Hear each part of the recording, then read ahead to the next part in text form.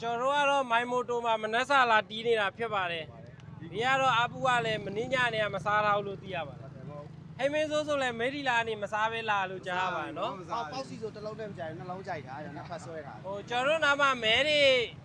ထိုးခြင်းနဲ့ဆိုရင်ညီကိုကျွန်တော်တို့မလုပ်တော့မဲမှာကျွန်တော်ညီလေဟိမင်းစိုးဆိုအကောင့်ရှာပြီးမဲတွေအားပေးလို့ရပါတယ်နော်ဒါနဲ့ promotion ချပေးတာ3+1နော်ဟိုကတစောင်း10ဆောင် free တဲ့ဟော3+1 10ဆောင်ပြီးကြမယ်လို့လေဟိုကဒီဗီဒီယိုလေးကို screenshot ရပြီးတော့လာထိုးတဲ့တစောင်း10ဆောင် free တဲ့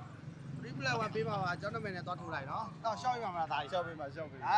တော့နေရလာတဲ့ဘော်ရာတွေပဲဖြစ်ပါတယ် brother တွေပေါ့နော်ဒါတော့ security GI ဒါတော့ဟိမင်းစိုးဖြစ်ပါတယ်ဟိုဘက်ကတော့ BN ရှိပါလားBN စားနေမှာ သူက BN မြဆိုင်ကယ်စီမရှိတော့လို့ BN 8ဘိန်းစီးတာပါ BN ပြကျွန်တော်နာမှာဆိုင်ကယ်ပို့တဲ့စားပစ်တွေရှိလားလို့မင်းဒီမှာပါနော်ကိုပြေးနာမှာဆိုင်ကယ်ကယ်ရီစိတ်ချစွာအဲ့လိုရပါတယ်ဖုန်းနံပါတ်မသိရင်ကျွန်တော်လာမေးပါကျွန်တော်ချိတ်ပေးပါမယ်နော်ကဲ